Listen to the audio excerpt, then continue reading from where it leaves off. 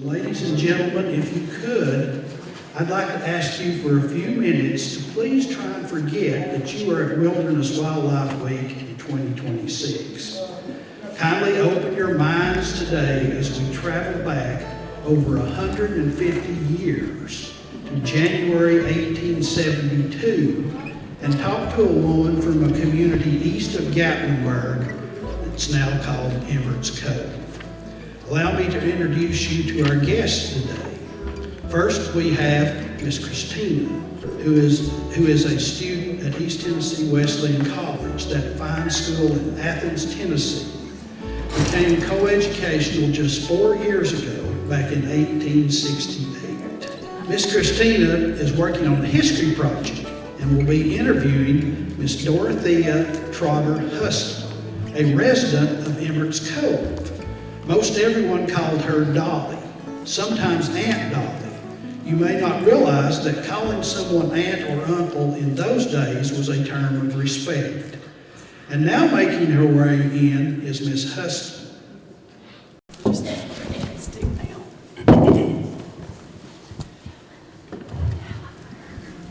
Well, hello, Miss Huskey. I'm Christina.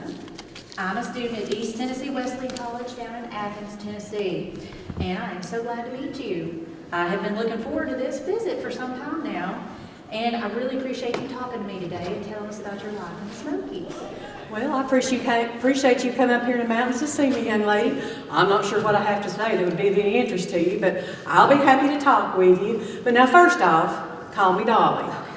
My old man always called me old woman. My children always called me Mammy, but I've been Dolly, or Ain't Dolly, partner all my life. Well, all right then, Dolly. To save this interview for posterity, let me just put down in my notes that today is Monday, January 5th, 1872. And we are right here in Sevier County, not too far from where you live. That's right. Now, I know women don't like to talk about their ages, but would you mind telling us when you were born? Well, sure, certainly. I was born on February 8th. I believe it was 1800, but I know it was February 8th, and I know it was right here in Sevier County. All right, and then who were your parents? Well, my pap was John Trotter, Trotter, and my mama was his first wife, Polly Haggard. Now, do you happen to know when and where they were born? Well, I believe my pap was born in 1777, which you know would make him just about the same age as this United States of America. That's true. And his family was in Maryland then, so he was born in Maryland. And now my mama, bless her heart, she died young. She was only 24. She passed away after my two little brothers was born. But then Dad got remarried real soon after that, and they had a whole passel of youngins. They had 10 more, so there was 13 of us children growing up in my family. And I was going to tell you something about one of my brothers. One of my brothers is John Sevier Trotter. I was going to ask you if you saw that big old mill when you come into town today. I did. Did I you? see that, yes ma'am. Well, he bought that mill a few years ago, and he added a sawmill and another iron forge. Whew, he sure is busy these days. I'm sure he is busy. He is. And did you grow up in that big family with 13 kids all right here in Sevier County? I did. We lived right over off Middle Creek. I lived there all my life until I got married, and I moved up a little further up in the mountains then. All right. Well, then speaking of marriage now, who did you marry and when? I married William Moses Huskey in 1818.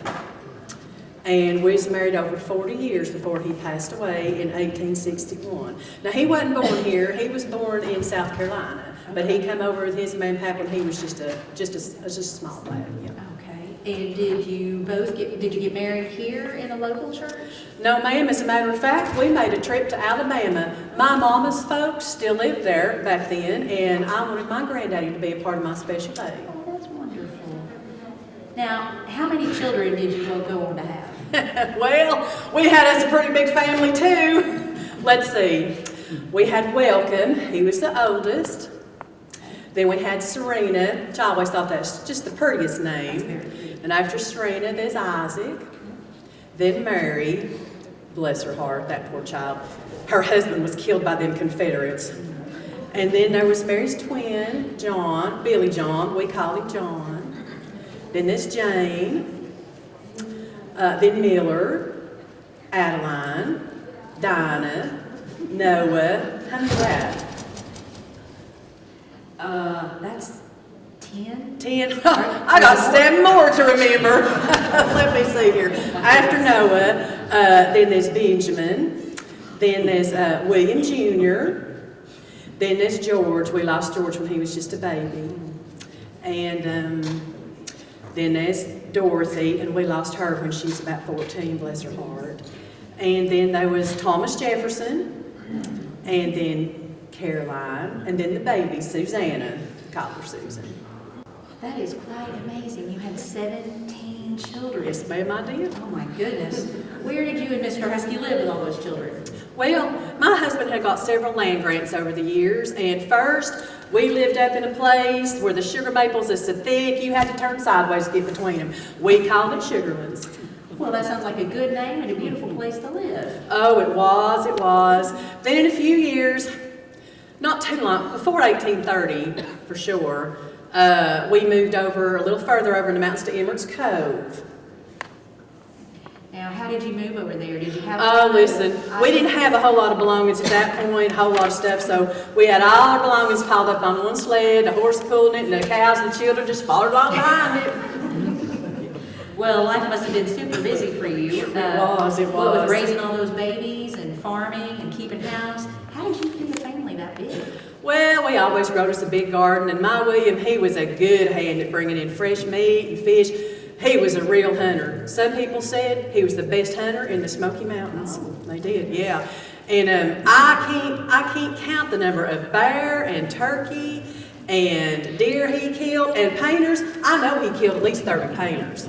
Yeah, of course now we could eat about anything if we had to. We didn't have too much, but we could eat a coon or a squirrel or a groundhog if we had to. There ain't nothing wrong with squirrel gravy, ma'am, let me just tell you. But now we didn't have to do that too often because we always raised our chickens, and they always laid real good till deep winter set in. And we always raised hogs, and so we always had lard and ham and sausage. And, you know, we'd always kill a hog down in the fall of the year when it got cold enough and get all that meat salted and put in a smokehouse. And, whew, that was a busy day, but we sure enjoyed that meat. Yes, we did. And we grew some apple trees. And, of course, in the summertime, there's always berries to pick, you know. We had them. And we had our cows, so we always had butter and milk. And we always had honey, and we made our own maple syrup, and I always made our soap, usually out of lime, ashes, and lard. So, and when we had cash money, we'd send down to the store down the side of the mountain, and we'd buy things that we couldn't get ourselves, do ourselves. And sometimes we sent money to the big cities to stores too. We bought things like salt and coffee, you know. Oh my goodness, but it sounds like you were quite self-sufficient and certainly busy and a hard worker. So where do you live now? Well, being a widow woman, which I don't like, but that's my lot in life. I don't live by myself anymore. I live with my daughter Jane, so I don't have too many chores these days, but I never could abide a dirty house. And so what with keeping that house and feeding all them children and keeping food on the table, I was pretty busy. Yes, ma'am, you were. Now, is there any particular event you remember better than others, something you'd like to share today? Well, let me see. I could talk about the war between the states, but it's not a very pleasant time, and I don't like to talk about that. You can talk to somebody else about that. I don't want to talk about that. I will tell you this. I know what I'll tell you about. One time, this highfalutin lawyer from down around Knoxville, he come up in the Smokies, and he stayed with us a whole week. Now, the reason he come up there was because his doctor told him he had some bleeding in his lungs, and he wanted him to go somewhere way up north for cold air, fresh air, and exercise. Now, maybe it looks to me like that made your lungs worse, but that's what the doctor told him. And he said, being a smart lawyer that he was, you know, he said, well, Doc, why would I go all the way up north when the Smoky Mountains is so close? So he come up the mountains, and he stayed with us a week. And I reckon he come through Sevier first, and I figure somebody probably told him how to find our place. I figure he noted because of all the animal skins, it was tacked up all over the house and the outbuildings and everything. And I had about 50 bee gums, so when he saw the bee gums, and he knew he was in the right place. Well, now, what was his name? Well, I'll just call him Mr. R, because he might not want me telling his story. But on the other hand, Not only did he stay with us for a week, man, but he wrote a story about it. And let me tell you what he did that story. He sent it into a magazine and they published it. And would you like to know how he described me in that story? Yes. You're not going to believe this, the things he said about me. He called me rough and fat and strong-minded and sarcastic. But he also called me genial and fair. And I only thought my daughters was really pretty. And he said I was a good housekeeper and the best cook he'd ever seen. So, I mean, I guess that's something. Now, do you happen to remember where that story was published? Well, let me see. I think it's called Southern Literary something. And you know about when? He come up to see us in 1859, and somebody brought me a copy of it, and I believe it said 1860. The way I remember when he come up, though, is because my William died not too long after that in 1861. Oh, I'm And sure so sorry to hear that was a hard time. So you said Southern Literary, could it have been Southern Literary Messenger? Yes, ma'am. I believe that's it. Well, you know, that was quite a notable publication in its day, and it had an entire article about you and your family. Yes, ma'am, published it in did. Did It sure you know did. that at one time the poet Edgar Allan Poe was actually the editor of that publication? No, ma'am. Can't say as I know nobody around here by the name of Poe. Well, all right, he's not from around here, but... Oh, okay. Well, I don't know. Well, tell me a little bit about Mr. R's visit. Well, he come around one evening and we heard all the dogs carrying on outside, so we went outside to see what all the commotion was about. And here he come riding in on a horse that he called Billy Button. And Mister told him to light, so he got down and told us about his lungs, his doctor, and while he's up there and all that. And now I do remember it's getting on supper time, so I decided I would make him the finest meal he could have in these mountains. Now, how did he know he was in the right place? He probably saw all them big gums and all them animal skins up outside everywhere. I'm assuming somebody told him that's what it looked like, because I don't know how he kept from getting lost, highfalutin lawyer that he was, you know. Now, what did y'all fix him for that dinner? Well, a little bit of everything. Me and the girls just throwed some stuff together. Of course, we had cornbread and beans, and we had wheat bread, and of course, we had butter and milk. We had some chicken and some venison. And some of the finest honey in the honeycomb. Them bees is my pride and joy. And I fixed him a good strong cup of my yellow coffee. And ma'am, he just kept blathering on about how good that coffee was. He said 1 cup of that coffee would be worth the trip across the Atlantic Ocean. Now listen, it should have been good coffee because I had just sent $20 by a Sevier merchant up to Baltimore and told him to buy me the finest coffee he could find. So it was good coffee. He was right about that. But then, ma'am, a broke clock is right twice a day. So. This is true. Yeah. So. Well, with all that hard work feeding that big family, I guess y'all got up really early in the mornings, didn't you? We did. Listen, we gave him a good supper and put him to bed that night. And then the next morning, we was already up at work and doing our chores and stuff. And here he come, blathering on about what a good night's sleep he'd had and how here he was up before sunrise. So he was up before sunrise? No, ma'am. With our home place in the gorge in the shadow of the Great Smokies, you can't even see the sun direct till 9 o'clock. He had slept till 9 o'clock. I told him to go back inside and take a look at the clock and see what time it was. And then the next morning, he slept even later. I had to get a big old cowbell and ring it and wake him up at 10 o'clock, or he'd still been in the bed. His coffee would have been plumb spoiled if I hadn't got him up at 10 o'clock. Well, now, if the sun doesn't show itself until about 9 in the morning, what time was sunset for you? Well, depending on the time of year, sometime about 3 or 4 o'clock, really. Yeah, so I'll tell you something else about him, too. One evening, I saw him looking at something across the room, and I had a little doubt what his eyes had fixated on. So I went over and brought it to him, and I asked him, well, actually, I told him, I said, I bet you can't guess what this is for nothing. Well, now, describe it to me like you did for him, and I'll see if I can guess what it is. Okay. Well, the one I bring him was red, but I had a yeller tacked up by the bed too. It was long, it was like 20 or 30 feet long, and it was about 3 or 4 inches wide. Now it looked like delicate tissue paper. Okay. But I asked him, could he smell it? Well, he smelled it, and he said he didn't smell a particle. So I asked him, could he break it? Well, he was reluctant to try, but he tried and he tried, and finally he said, whatever this is, it's strong enough for plow line. So he finally broke a little piece off, and when he did, I finally owned up to what it was. You got any idea? I have to admit, ma'am, I have no idea whatsoever. You're gonna have to tell me what it was. Bear gut, ma'am. Bear gut? Yes, ma'am. Oh, It was. Now, I asked Mr. R, was he married? And he said he was not. I don't know if he was or if he wasn't, but I told him I was sorry to hear that he wasn't married because I wanted to send a piece of my Smoky Mountain bear gut ribbon home to his wife. Well, he took a piece of ribbon with him anyway. I don't know what he done with it, but I am sure them finicky Knoxville gals would turn their noses up at my Smoky Mountain ribbon. But he took it anyway. So, yeah, that was that. I'll tell you something else about him too. One morning he decided he wanted to shave, and he asked me if I could bring some hot water. So when I brought him the hot water, I also brought him some soap I made.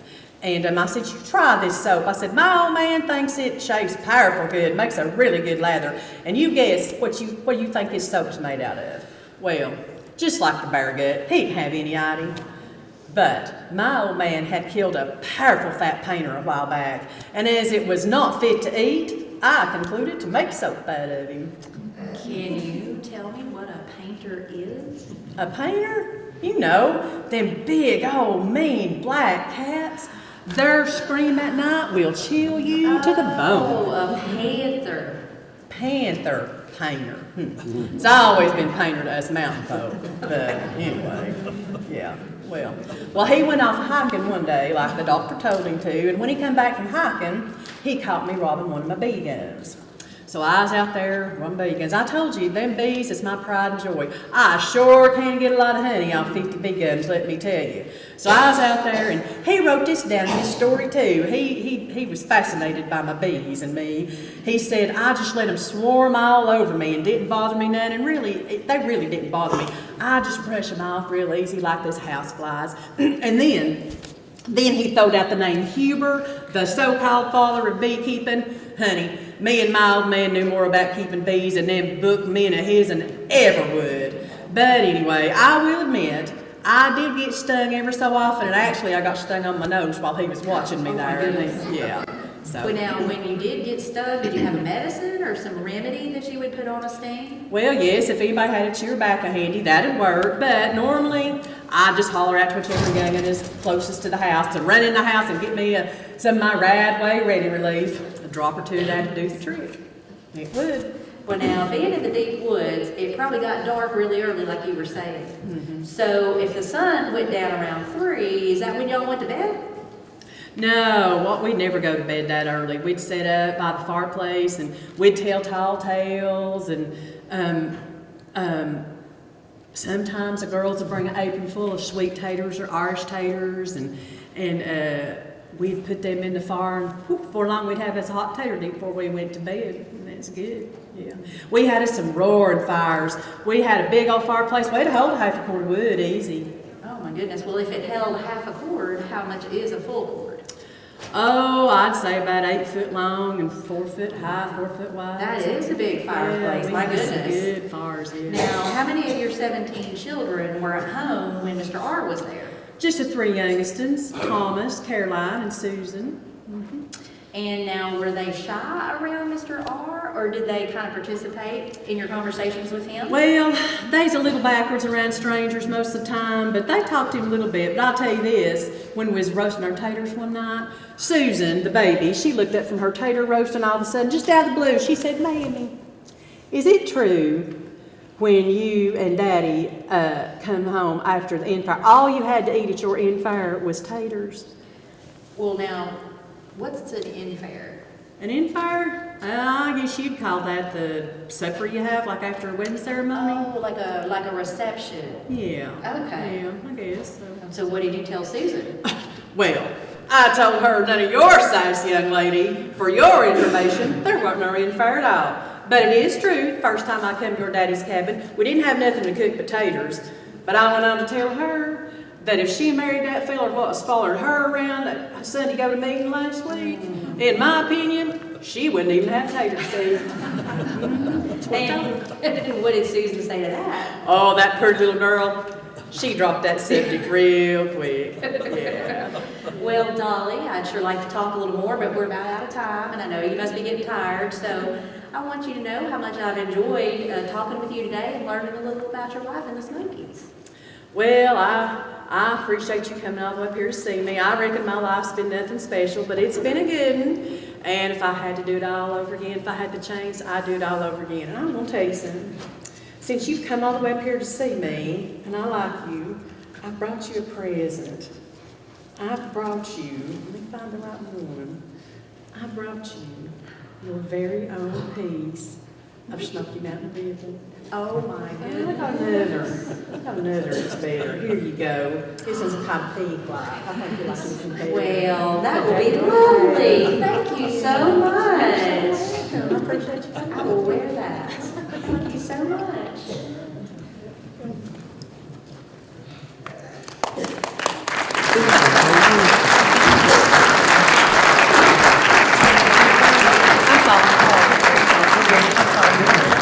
Thank you, ladies. And by the way, if we advanced our time travel just 6 months beyond today, to June 2nd, Mrs. Huskey would not have been able to do this interview, or she would pass away around age 72 on June 1st, 1872. So, you know, it's really a rare treasure that the Huskey family has a great primary source of information about the previous generations of their families, such as this 1860 article. You know, where they lived, what they ate on a daily basis, how they farmed, just their lives in general. Marcia and I touched on just a few Mr. R's experiences, and that's how he labeled himself. It was authored by Mr. R, so we don't really even know who he was. But those were just a couple of his experiences in the Smokies that week with the Huskey family. And you know, you can, if you want to read the whole article, it is available on Google Books at the link here on the screen. If you'd rather read it print, you can certainly come to the library and we'll help you print that out. And I just want to remind you that that is a crucial part of our mission at the Pigeon Forge Library. We're celebrating 25 years this year in 2026. And we've got 25 years worth of oral histories, and this is a wonderful addition to those oral histories. So, and a great genealogy department. So come by and see us. We're happy to help you anytime we can. Down at Light 2B here in town if you're not from here. And I want to take just a minute and, in case you missed those 17 children's names, here they are, born from 1819 to 1842, and only one set of twins out of all of them. And most of them, well, all but two lived to adulthood, and a couple more moved out toward Missouri, but most of them stayed here. And so many of the Huskies and others that are in Sevier County today are directly descended from William and Dolly. And if you go to the next slide, just so you could see, I want to show you the names, the other Sevier County names, the people that the children married. I found records of about 78 grandchildren out of these, so that's why there were so many Huskies running around in Sevier County. They had 78 grandchildren, just them. And one of the many books we've got at our genealogy department is called Entwined, and it's the story of several founding Sevier County families. It's the Huskies and the Schultzes, and there's about Bohannons, there's about 5 of them. And I just think that's the perfect name for a book because those families, you know, they were so entwined. You'll see there's 2 Lindsays and 4 Schultzes and a couple of Valentines, and so there's a lot of the same names. I realized I had cut off the baby Susan at the bottom, but she married an Evans, and they settled in Cott County. So there are the spouses' names, and I thought while I had you here as a captive audience, because I know you're all so interested, I thought I'd show you my family line. So this is the way I'm directly descended from William and Dolly. My dad, Don Huskey's here, and I have to take this minute to say this, whether he wants me to or not, but he's almost like a celebrity, because y'all remember that old man that used to stand up there and fry cornbread all the time? That's my daddy, and he's right up here in the front row. So I'm very thankful he got to come today. And I have some other family that's here. So we're all descended from Leonard. And I want to tell you something the city of Pigeon Forge does that I think is so cool. They went back several years ago and took some of the little lanes and hollers, and they named them historical family names. And so some of my family, including Mother and Daddy, who still live on Leonard Huskey Lane, which is right back over here in Pigeon Forge, behind City Hall, because that's kind of the area that our family came to when they left the park. Those Huskies left Greenbrier when the park, moved in. So that's how I get my line. Frederick L., Frederick E., Billy John. Remember, there were two twins, Mary and Billy John, that were some of the oldest kids. Okay, so my direct ancestor is Billy John. However, I realized at one point, when you get to Frederick L. and then you get to Frederick E., well, he married someone named Dorothy Lindsay. Now, Dorothy Lindsay's father was John Lindsay, who married Mary Huskey, the other twin. So, girls, we are directly descended from not one, but two of Dolly and William's children. And so I have a relative who says sometimes we don't have a family tree, we have a family wreath, and that is what she means by that. So, and I also want to take this moment and, just like Christina said, come on by. This is just an example of an oral history like we have done at the library for 25 years. So we have all of these treasures of people, many who are no longer with us now, that you can come and get those firsthand information of the stories that they told us over the last 25 years. And I want to thank Butch Helton, formerly of the Special Events Department, for being our announcer today. I want to thank my Aunt Jo for writing the original script and giving us this cute title, because that is what she does. She's the family historian, and she sometimes writes the Upland Chronicles and other nonfiction history things that you'll see her name sometimes, Jo Harris. And so we thank her for that. And I think that's all we've got, and if y'all have any questions, we will happily take them. We may not know the answers because we've probably told you everything about William and Dolly we know. Yeah. So, yes, ma'am? Pardon? Oh, yeah. Where are they buried? She is at Emert's Cove. Some of them are at Middle Creek Methodist. The Trotters, most of them are at Middle Creek Methodist here in Pigeon Forge. The Huskies, some of these are in Blount County, but you can find most all of them. I know it's not really a primary source, but I do recommend, if you're looking truly for Sevier County families, that you might go to Smoky Ken online, and it's a good place to start, and it does have where they're married, where they're buried, all that kind of stuff on there. So, but yeah, they're all here. Anything else? So, are you related to the Trotter's restaurant that used to be here? Yes, I'm sure. Yeah. Yes, sir. Yeah, I go to Middle Creek Methodist Church, and I was down in the basement working one day, and I found a tombstone. It was a new one that had never been installed, and it was John Trotter. So I'm kind of somebody that does a lot of, I've got a book on all of the people that served in the Civil War from Sevier County. So I looked it up, and there were 3 John Trotters. Yes. And I called a friend of mine, he does the same thing I do. Yeah. And we went up to the cemetery and checked it out, and we found John Trotter's grave and his wife's grave. And the tombstone was broke, and evidently somebody had ordered one to replace it, and it wound up in the basement of the And church. never installed. Never got installed. Now, Dolly's father, John Trotter, and a couple other people, they donated the land for Middle Creek Methodist. But we took the new one up there and took the old one out. The old one's in the basement of the church. Okay, that's And very we good. put it up, and we do, I'm the vice commander of the American Legion up at Gatlinburg. Okay. And we do a thing where we put a flag on all the veterans' graves on the Memorial Day. And so both of We us appreciate you work doing together. that. We appreciate your service. Thank you. Anyway. That's very cool. Yeah, Middle Creek Methodist has got a lot of old graves in it because it's an old church. Yeah. Anything else? All right. Thank y'all so much for coming. We appreciate it.